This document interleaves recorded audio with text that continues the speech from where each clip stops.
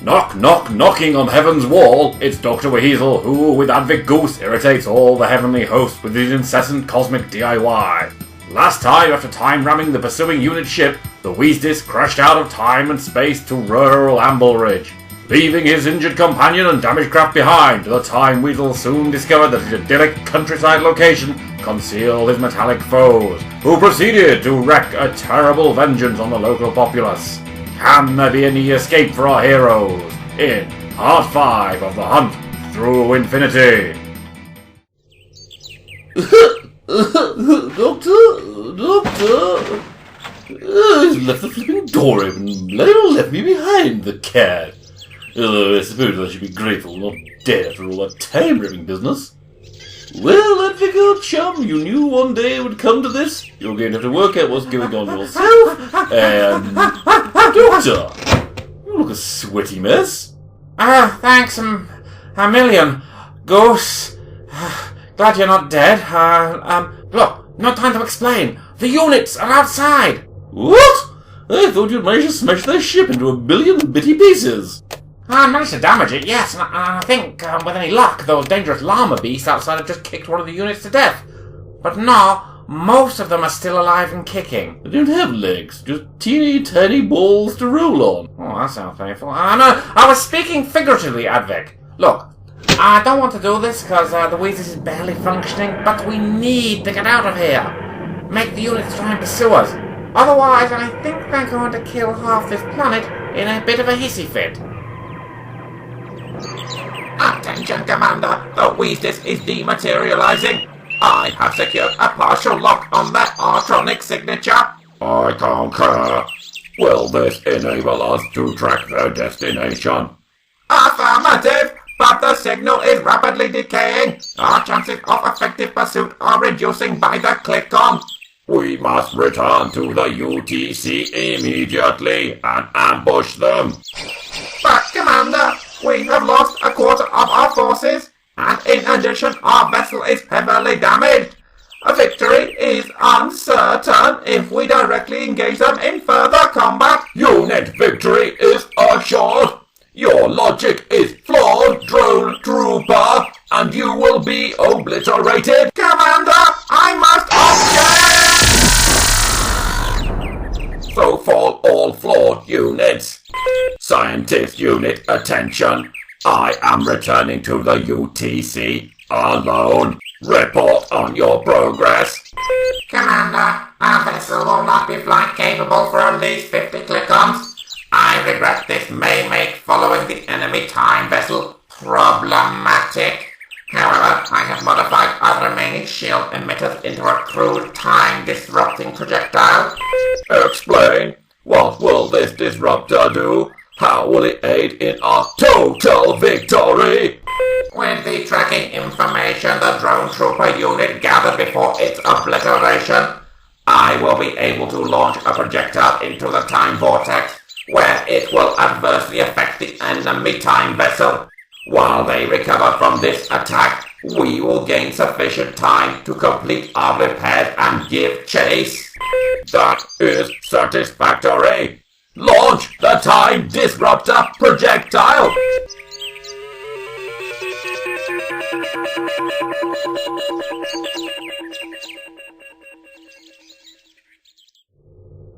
So I take it from all this soot everywhere that the WheasDis has taken a right old kicking, but right as rain now, Doctor? Well, you're sort of right, Advick. Yes, the old girl's flight capable, but I really need to put her down somewhere quiet for a while and do some manual repairs.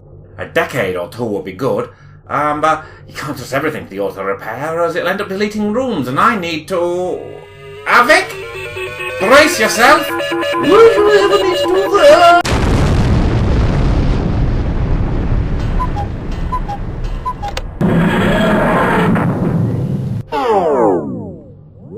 Oh, Groblocks, they've hit us with some kind of primitive vortex torpedo. No! The navigation safety interlocks are blown. Oh, and my pine air freshener's fallen off the monitor. It's a total catastrophe. So, what you're saying is, you're alright, and I'm going to go crazy. Do something about it, you stupid weasel! Look, they might just have gotten lucky, and yes, without the interlocks working, we could just as easily materialize inside a star, or the center of a planet. That's terrible! It's the sort of thing that could drive us insane! Our tiny linear minds aren't designed to cope with such things! That's just it, Advick. We've landed somewhere already. Looks like a planetoid in a retrograde orbit around... Oh no! A strange star! Yes, Doctor, I do have a badge for mathematical excellence, and I do understand the premises of simple logic. No, Advick, you don't understand. Not a strange kind of star. A strange star. A star made out of strange matter. They're pretty rare, which is just as well as they put out all kinds of weird space-time disrupting gravitational waves, anti-quantum fluctuations, and generally grub-lock anything near them. We time weasels tend to avoid them like the space plague. Problems? Like what, for example? Oh, this is easily disaster plus apocalypse with a side serving of catastrophe. Thing is, even in a hostile environment like this, we'd normally be okay. But after all the extra crashing the Wheezes has done lately, her chronal shielding's a bit on the fritz. Which means some of the space-time fluctuations might leak in here, and that'll cause all kinds of problems. So, and I'm asking this just to clarify matters, on a scale of 1 to disaster? Well, causality for one. You know, cause and effect. A is followed by B, which is followed by C. Thank Zarquad we're safe on terra firma then. So, what makes this star a bit strange then? Does it glow a funny colour like vermilion? Oh, well done that goose. The thing is, here, this close to a strange star, A might be followed by F, which is then followed by J, and then A makes an encore appearance. Okay then, I understand. They're heckish important and we need to fix them sharpish-like before we land. Well, there you're wrong, Advick. You'll see, as a time weasel, I'm able to perceive linear and non-linear time quite easily. Why, almost as simply as you would open a book or take a photograph of your dinner. I thought you said no one had those vortex torpedo things anymore. And I take it the safety interlocks are important? Don't worry, I have been.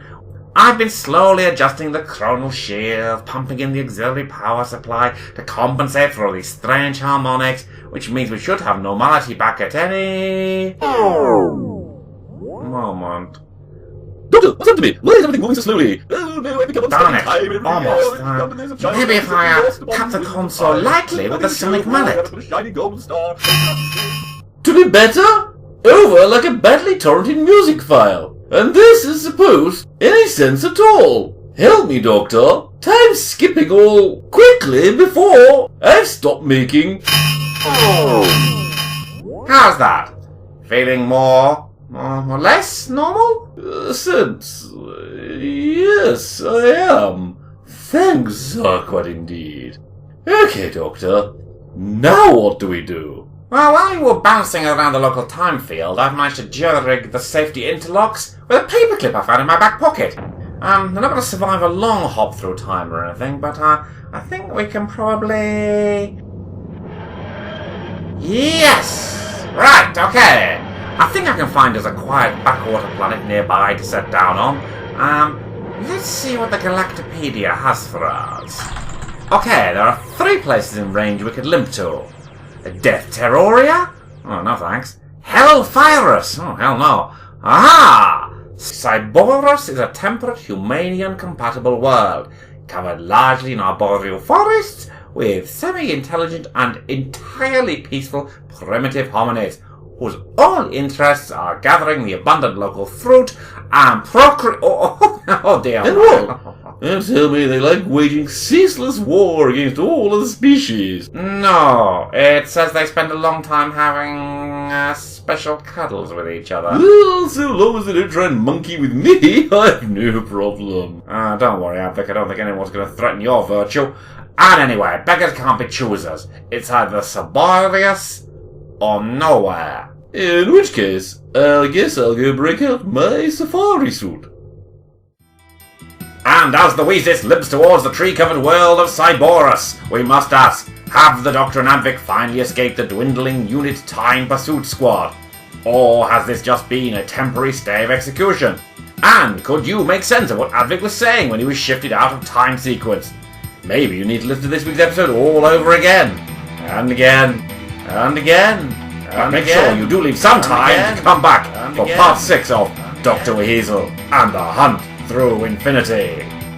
Doctor WHeasel is a Weasel Tell Your Enterprise production starring around Weasel, Doctor WHeasel, Coon Goose as Advick Goose.